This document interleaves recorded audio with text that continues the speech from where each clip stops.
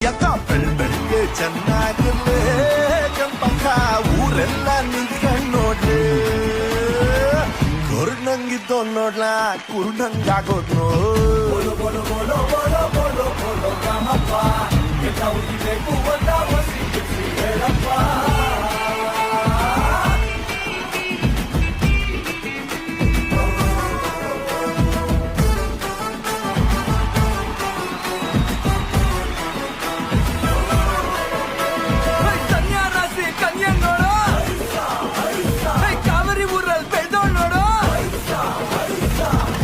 ಹುಡುಗಿ ನೋಡ್ಲಾ ಮಗ ಮೈ ಕೈ ತುಂಬ್ಕೊಂಡ್ ಬೆಳ್ದಂಗವಳೆ